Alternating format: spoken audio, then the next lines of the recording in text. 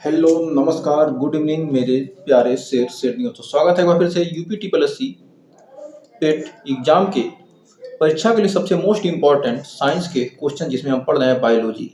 तो बायोलॉजी के आज फिर 25 क्वेश्चन पढ़ने वाले हैं लेक्चर नंबर 2 के साथ। आपने फर्स्ट लेक्चर देखा, आपको पसंद आया होगा, तो उसी के आधार पर फिर आज हम सेकंड लेक्चर लेकर हाजिर हैं। बहुत ही शानदार जबरदस्त क्वेश्चन पढ़ने वाले हैं। तो सेशन को शुरू करते हैं समय न बर्बाद करते हुए। जीव विज्ञान के 25 इंपॉर्टेंट क्वेश्चन पढ़ने वाले हैं। तो कह रहा फर्स्ट क्वेश्चन, कह रहा कोशिका का पावर हाउस। हमने आपको HW में भी दिया था क्वेश्चन कि कोशिका का पावर हाउस किसे कहते हैं। लाइसोसोम को कहते हैं, या माइटोकॉन्ड्रिया को, कि राइबोसोम को, या गाल्जी काय को। तो हम कोशिका का पावर हाउस कहते हैं माइटोकॉन्ड्रिया को। माइटोकॉन्ड्रिया को कहते हैं कोशिका का पावर हाउस। यह एटीपी के रूप में क्या करती है, ऊर्जा बनाती है। ऊर्जा किसके रूप में, एटीपी के रूप में। एटीपी के रूप में यह क्या करती है, ऊर्जा बनाता है। तो बढ़ते हैं आगे। निम्नलिखित में से किसे आत्महत्या की थैली कहा जाता है। आत्महत्या की थैली किसे कहते हैं, राइबोसोम को, लाइसोसोम को, सेंट्रोसोम को, या लवक को। तो हम आत्महत्या की थैली कहते हैं लाइसोसोम को। तो इसमें शक्तिशाली पाचक एंजाइम पाए जाते हैं। इसमें क्या होते हैं, शक्तिशाली पाचक एंजाइम पाए जाते हैं। इसीलिए इसे क्या कहते हैं, सुसाइड बैग यानी आत्महत्या की थैली कहा जाता है। तो फिर बढ़ते हैं आगे। फिर नेक्स्ट क्वेश्चन हमारा कह रहा है कि प्रोटीन की फैक्ट्री के नाम से किस कोशिकांग को जाना जाता है। प्रोटीन की फैक्ट्री किस कोशिकांग को कहते हैं। तो प्रोटीन की फैक्ट्री हमारा होता है राइबोसोम। कौन होता है, राइबोसोम। राइबोसोम को कहते हैं प्रोटीन की फैक्ट्री। यह कोशिका में प्रोटीन का संश्लेषण का केंद्र क्या होता है, संश्लेषण का केंद्र है। तो बढ़ते हैं आगे। फिर अगला कार्य, पादप कोशिका भित्ति मुख्य रूप से किसकी बनी होती है। सेल्यूलोज की, लिपिड की, प्रोटीन की, या काइटिन की। जो पौधों की क्या होती है, कोशिका भित्ति होती है, सेल वॉल होती है, मुख्य रूप से किस की बनी होती है। तो किसकी बनी होती है, तो यह बनी होती है सेल्यूलोज की। सेल्यूलोज की बनी होती है। यह पौधों की कोशिकाओं को क्या करती है, मजबूती प्रदान करता है। सेल्यूलोज की बनी होती है और यह पौधों की कोशिकाओं को क्या करती है, मजबूती प्रदान करती है। फिर बढ़ते हैं आगे। फिर कर आनुवांशिकी का जनक किसे कहते हैं। तो आनुवांशिकी के जनक हम जानते हैं, कौन है, ग्रेगर जॉन मेंडल। इन्होंने क्या किया था, मटर के पौधे से क्या किया था, खोज किया, मटर के पौधे पर क्या किया था, प्रयोग किया था ग्रेगर जॉन मेंडल ने। तो बढ़ते हैं इसी के साथ आगे। फिर कह रहा मानव शरीर की सबसे बड़ी ग्रंथि कौन सी है। मानव शरीर की जो सबसे बड़ी लार्जेस्ट ग्रंथि होती है, कौन सी है, लीवर यानी यकृत। मानव शरीर की सबसे बड़ी ग्रंथि होती है यकृत। यह पित्त रस का क्या करती है, श्रावण करती है, या बाइल जूस का क्या करती है, श्राव करती है। फिर बढ़ते हैं आगे। कह रहा है मानव शरीर की सबसे छोटी हड्डी कौन सी है। फीमर, स्टेप्स, टिबिया, या फिबुला। तो स्टेप्स क्या होती है, सबसे छोटी कान की मध्य हड्डी होती है, इसे कहते हैं स्टेपिस। ये कान में स्थित होती है। और सबसे बड़ी हड्डी होती है क्या, फीमर, जांघ की हड्डी। फिर बढ़ते हैं आगे। करा मास्टर ग्रंथि के नाम से किसे जाना जाता है। अधिवृक्क को, पीयूष ग्रंथि को, थाइमस ग्रंथि को, या अग्नाशय को। तो करा मास्टर ग्रंथि के नाम से किया, मास्टर ग्लैंड हमारी होती है पीयूष ग्रंथि। मास्टर ग्रंथि क्या होती है, पीयूष ग्रंथि। यह अन्य ग्रंथियों को क्या करती है, कंट्रोल करती है, इसलिए क्या करते हैं, इसे हम मास्टर ग्रंथि कहते हैं। तो उम्मीद है आपको सेशन पसंद आ रहा है। सेशन अच्छा लग रहा तो वीडियो को लाइक शेयर कर दीजिए। तो बढ़ते हैं आगे। ऐसे ही छोटे छोटे क्वेश्चन आपके एग्जाम में पूछे जाते हैं और आप कंफ्यूज हो जाते हैं। तो कह रहा है कि मानव हृदय में कुल कितने कोष्ठ होते हैं, मतलब कितने चैम्बर होते हैं। मानव हृदय के कितने चैम्बर होते हैं, मानव हृदय में कितने चैम्बर होते हैं, 4 चैम्बर। कितने होते हैं, 4 चैम्बर। 4 चैम्बर होते हैं और इसमें क्या होते हैं, 2 आलिंद और 2 निलय होते हैं। 2 आलिंद व 2 क्या होते हैं, निलय। 2 आलिंद और 2 निलय होते हैं। तो बढ़ते हैं आगे। अगला क्वेश्चन कर रहा, इंसुलिन हार्मोन का स्राव शरीर के किस अंग द्वारा होता है? जो इंसुलिन हार्मोन होता है इसका स्राव किस अंग के द्वारा होता है शरीर के? अग्नाशय के, यकृत के, वृक्क के या पित्ताशय के? तो इंसुलिन इंसुलिन पैनक्रियाज। इंसुलिन का संबंध किससे है? पैनक्रियाज यानी अग्नाशय से। तो इसकी कमी से मधुमेह रोग होता है। यदि क्या होगा? इंसुलिन की कमी से क्या होता है? मधुमेह रोग हो जाता है, जिसे कहते हैं क्या? शुगर। तो बढ़ते हैं आगे। कह रहा है सामान्य मानव रक्त का पीएच कितना होता है? 6.4, 7, 7.4 या 8.2। तो जो हमारा सामान्य मानव रक्त का जो पीएच होता है वह 7.4 होता है। तो 7.4 मानव रक्त क्या होता है? हल्का क्षारीय। 7.4 क्या है? क्षारीय होता है। मतलब 6 से अधिक होगा, 7 से अधिक होगा तो क्या होगा? क्षारीय। तो क्या होगा? इसे ये क्या है? हल्का क्षारीय।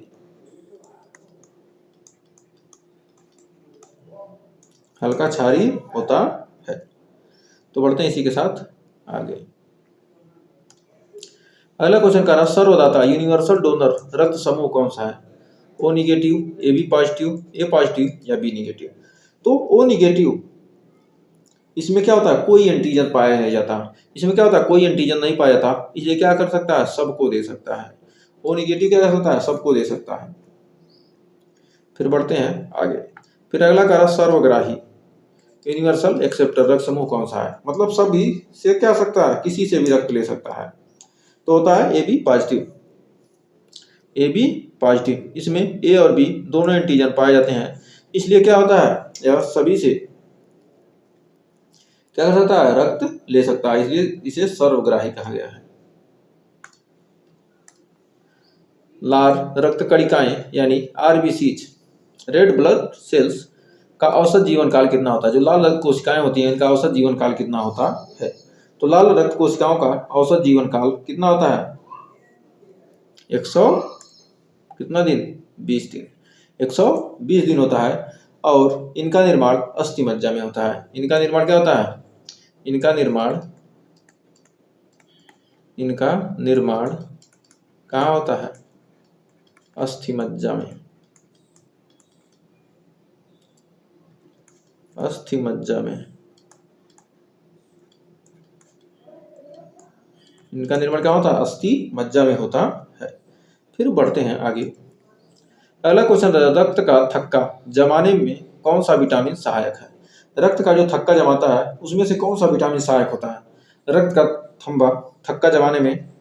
तो हमारा रक्त का थक्का जमाने में कौन सा विटामिन होता है?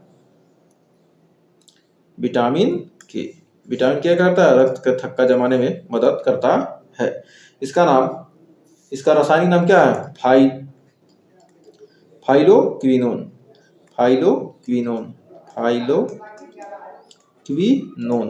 इसका रासायनिक नाम क्या है? फाइलोक्विनोन इसका रासायनिक नाम है। तो बढ़ते हैं इसी के साथ अगले क्वेश्चन की तरफ। तो अगला क्वेश्चन का रहा निम्नलिखित में से कौन सा विटामिन जल में घुलनशील है? तो जल में कौन घुल सकता है? कीड़ा। KEDA हमने बताया है, यानी ADEK क्या है? जल में घुलनशील है। अब बी और सी क्या है? कौन सा विटामिन जल में घुलनशील है? ये तो वसा में है। ये जो कीड़ा है क्या है? वसा में है। ये वसा में है। तो जल में घुलनशील बी बचे और सी बचे, तो हमारा ऑप्शन नंबर सी हो जाएगा राइट। जल में बी और सी विटामिन क्या है? घुलनशील है। तो बढ़ते हैं आगे। अगला क्वेश्चन कर रहा है विटामिन सी का रासायनिक नाम क्या है? जो विटामिन सी है इसका रासायनिक नाम क्या है? तो विटामिन सी का रासायनिक नाम होता है एस्कॉर्बिक एसिड। और विटामिन ए का नाम है रेटिनॉल। जो विटामिन ए है उसका नाम क्या है? उसका रासायनिक नाम क्या है? रेटिनॉल। और एस्कॉर्बिक एसिड विटामिन सी की कमी से क्या होता है? इसकी कमी से कौन सी रोग होती है? स्कर्वी।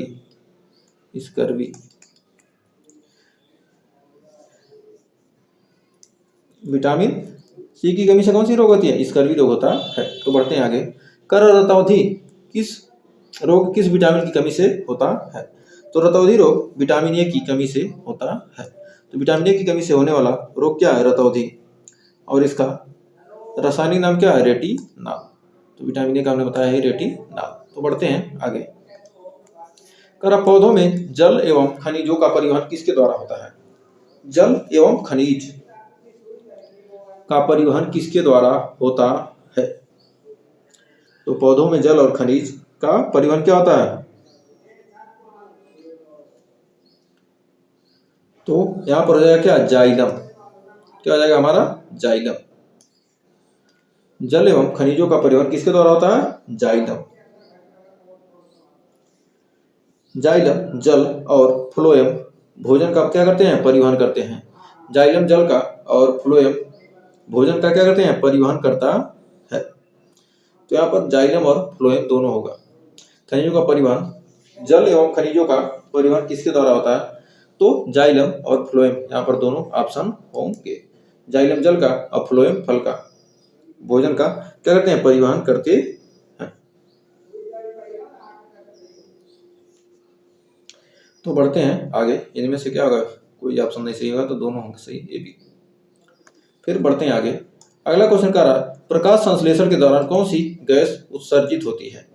प्रकाश संश्लेषण में कौन सी गैस उत्पन्न होती है? तो प्रकाश संश्लेषण में क्या होती है? ऑक्सीजन गैस क्या होती है? निकलती है। पौधे जल व CO2 से क्या करते हैं? ऑक्सीजन बनाते हैं। पौधे क्या करते हैं? जल से, H2O से और CO2 से क्या करते हैं? ऑक्सीजन बनाते हैं। तो क्या करते हैं? पौधे जल से ऑक्सीजन और CO2 बनाते, पौधे क्या होते हैं? जल से और CO2 से क्या करते हैं? ऑक्सीजन बनाते हैं। इसलिए पौधे क्या करते हैं? दिन में ऑक्सीजन छोड़ते हैं और रात में कार्बन डाइऑक्साइड। तो इसलिए कहते हैं क्या, हमें जब भोजन बनाएंगे दिन में क्या होगा? सूर्य की रोशनी में भोजन बनाते रहेंगे, ऑक्सीजन हमें मिलता रहता है पौधों से। तो बढ़ते हैं इसी के साथ आगे। करा मलेरिया रोग किस परजीवी के संक्रमण से होता है? मतलब किस पैरासाइट से क्या होता है? मलेरिया होता है। तो मलेरिया कौन सा है? इसका प्लाज्मोडियम परजीवी होता है। प्लाज्मोडियम, प्लाज्मोडियम क्या होता है? परजीवी होता है। और इसका वाहक मादा एनाफिलीज मच्छर होती है। जो प्लाज्मोडियम की क्या होती है? वाहक क्या है? वाहक मादा एनाफिलीज मच्छर है।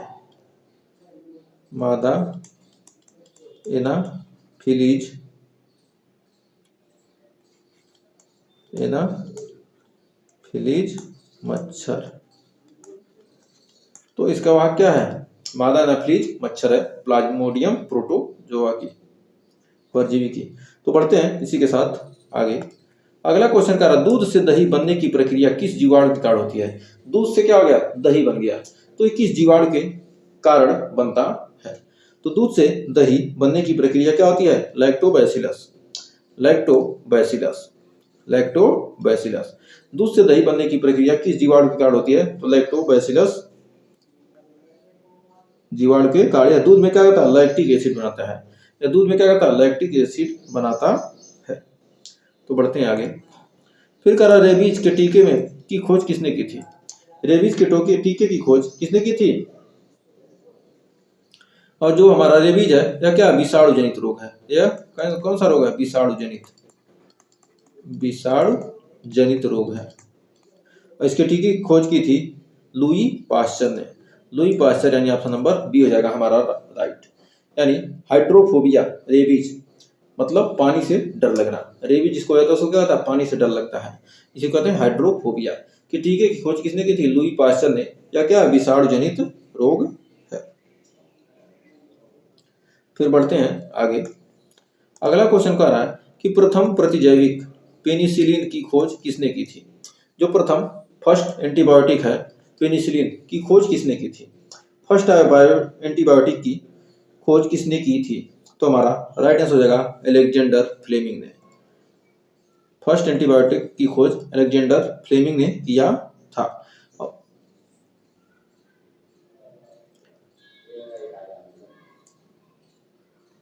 और इसकी खोज की थी किससे? पेनिसिलिन कवक से इसकी खोज की थी। पेनिसिलिन कवक था उससे खोज की थी। पेनिसिलियम, सॉरी पेनिसिलियम, पेनिसिलियम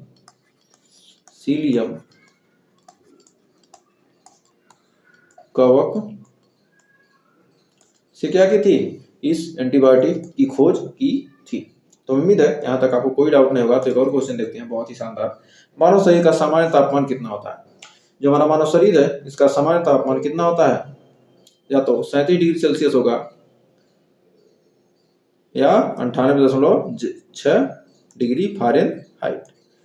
तो हमारा मानव शरीर का जो टेम्परेचर होता है ये 37 डिग्री सेल्सियस से अधिक हो गया, 98.6 डिग्री सेल्सियस से अधिक हो गया तो उसे हम क्या कहते हैं? बुखार मानते हैं। तो मानव शरीर का क्या होता है? तापमान सामान्य तापमान होता है। और केल्विन पैमाने पर यह 310, यदि क्या करते हैं इसे केल्विन में मापते हैं तो केल्विन में मापेंगे तो क्या होगा? 310 केल्विन होता है। तो हमें उम्मीद है यहाँ तक आपको कोई डाउट नहीं होगा और अच्छे से क्लियर हो गया होगा। यदि ये टॉप 25 क्वेश्चन आपको पसंद आए तो वीडियो को लाइक कीजिएगा, शेयर कीजिएगा। आप हमारे टेलीग्राम चैनल या ग्रुप से जुड़ना चाहते हैं तो आप व्हाट्सएप कीजिए 9839254616। इस नंबर पर व्हाट्सएप करके आप टेलीग्राम चैनल और ग्रुप दोनों से जुड़ सकते हैं और वहाँ पर अपना क्वेश्चन डाउट पूछ सकते हैं। तो आज के लिए बस इतना ही, मिलेंगे नेक्स्ट वीडियो में, तब तक के लिए take care, bye bye, good